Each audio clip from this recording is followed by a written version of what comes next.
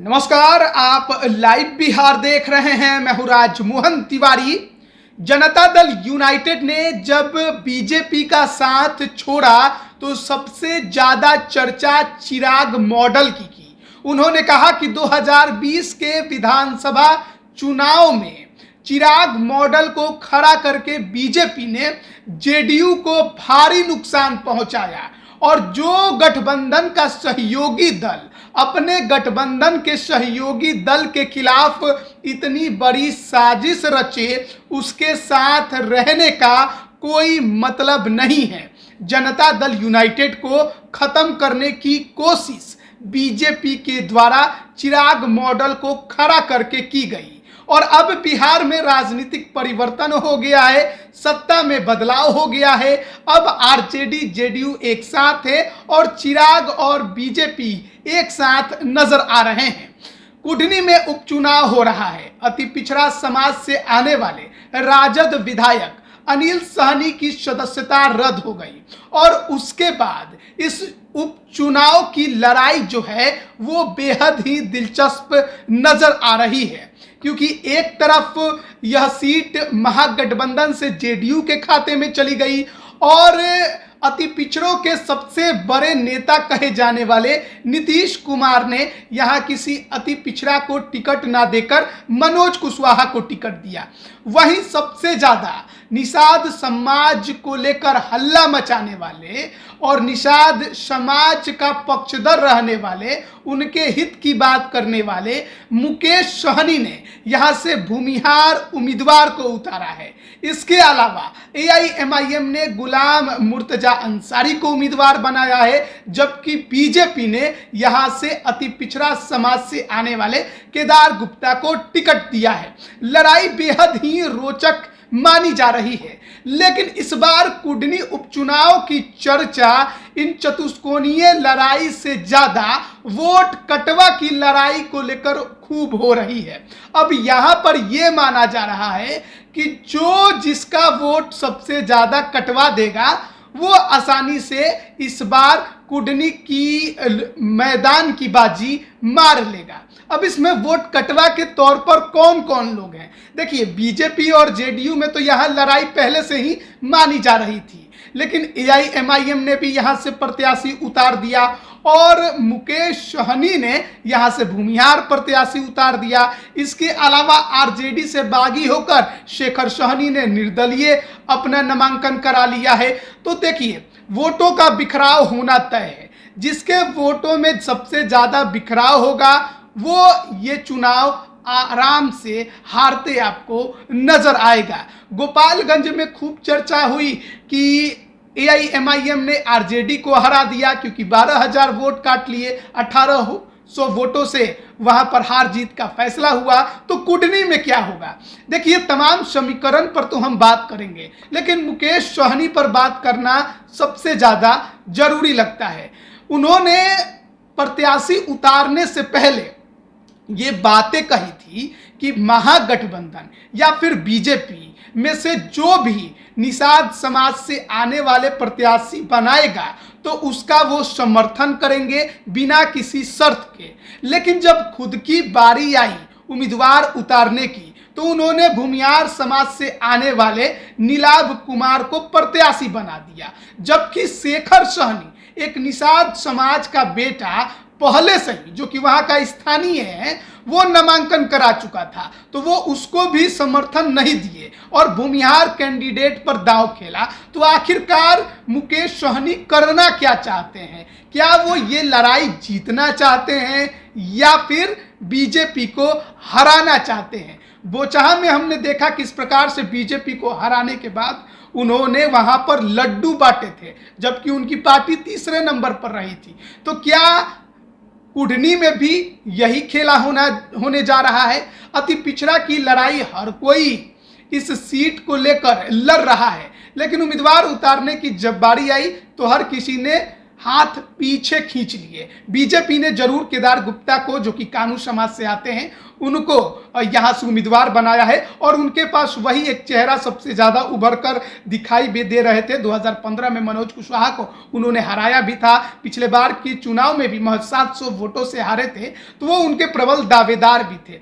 लेकिन देखिए, कुडनी में अगर जातीय समीकरण की बात करें तो भूमिहारों की यहाँ संख्या 41 से 45 हजार के बीच में है, राजपूतों की संख्या 15 से 18 हजार के बीच में है।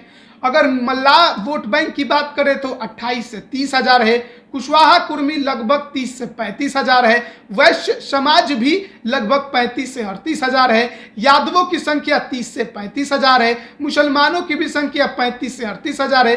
पासवान जाति का वोट बैंक यहाँ 12 से 15 हजार के बीच में बताया जा रहा है। अब बात कर लेते हैं सेंधमारी की कि कौन किसके वोट बैंक में सेंधमारी करने जा रहा है, और जिसके वोट बैंक में जितनी सेंधमारी होगी उसके लिए नुकसान कुडनी की सीट पर उतनी ही है। सबसे पहले बात करते हैं मुसलमानों की।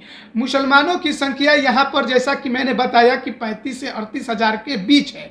यहाँ पर महागठबंधन से जेडीयू और एआईएमआईएम के बीच में मुसलमान वोटरों के बिखराव की चर्चा सबसे ज्यादा है, और अगर एआईएमआईएम ज्यादा वोट मुसलमानों को लेकर आ गई तो यहाँ खड़े खड़े नुकसान महागठबंधन को और जेडीयू के उम्मीदवार को होता आपको नजर आएगा। इसके अलावा बात करें वैश्य, पिछड़ा और अति पिछड़ा वोट की, तो वैश्य वोटर हमेशा से बीजेपी का माना जाता है, और कुडनी में भी ये देखने को मिल रहा है कि ये बीजेपी के साथ जरूर है, लेकिन वैश्य वोटरों में सेंधमारी की कोशिश महागठबंधन की तरफ से की जा रही है। कितना कर पाएंगे ये बड़ा सवाल है। इसके अलावा मल्लाह समाज के वोट बैंक की बात करें तो यहाँ पर उनकी भी संख्या लगभग 30 हजार के आसपास है।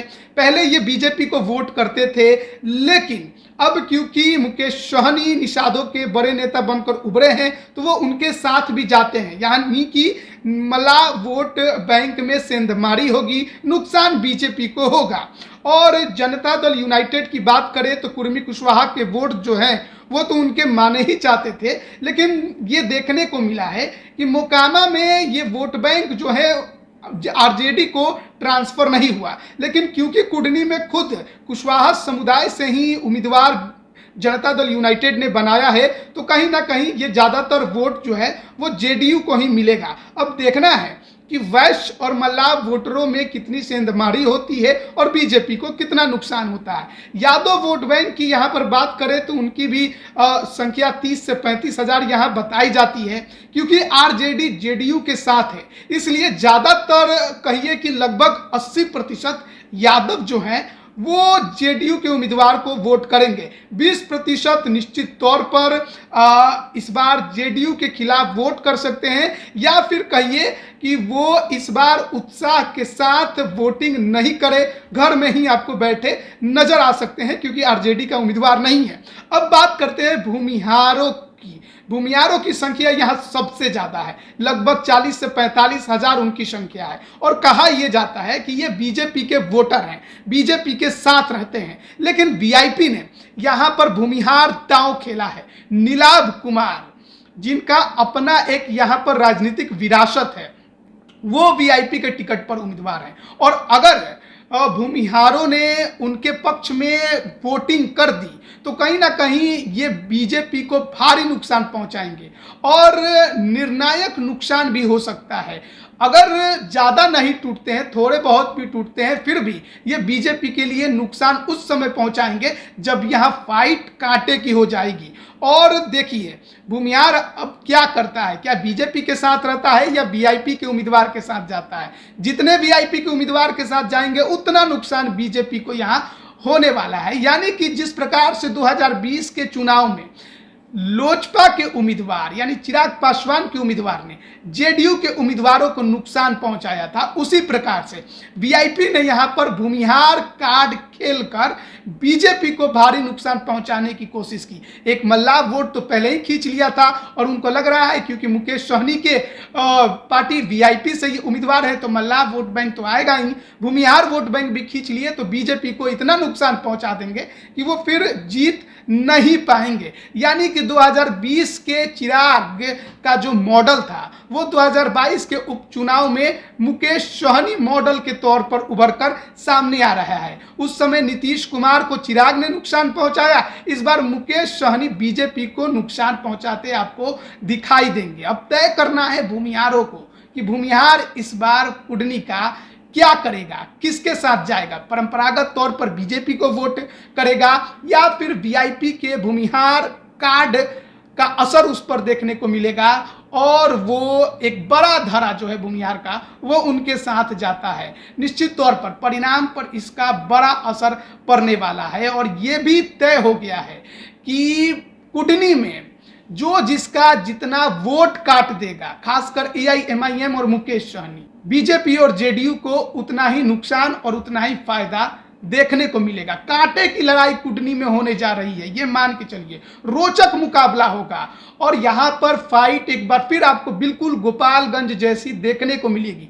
गोपालगंज में साधु यादव और एआईएमआईएम ने दोनों मिलकर आरजेडी का वोट काटा था और यहां पर यह देखने को मिल रहा है कि मुकेश सहनी जो हैं वो बड़ा फैक्टर साबित होंगे और वो बीजेपी का वोट काटेंगे और एआईएमआईएम के जो उम्मीदवार हैं वो महागठबंधन का वोट काटेंगे। अब ताकत तो दोनों को अपनी दिखानी है, दोनों ये जरूर कह रहे हैं कि वो लड़ रहे हैं जीतने के लिए, लेकिन आप इस बात को भी समझ सकते हैं कि लड़ाई जो है कुडनी में वो बीजेपी बनाम जेडीयू ही होने वाली है। भले ही कोई कितना भी दावा कर ले, लेकिन ताकत जरूर उनका एक उभर कर आएगा, जितना वोट बैंक वो लेकर आएंगे। आगे की राजनीति और रणनीति के लिए उन पार्टियों को काफी मददगार भी साबित होगी। आप बने रहिए लाइव बिहार के साथ, तमाम अपडेट हम आप तक पहुंचा रहे हैं। आप सभी का बहुत बहुत धन्यवाद। लाइव बिहार यूट्यूब पर सब्सक्राइब और फेसबुक पर लाइक जरूर करें।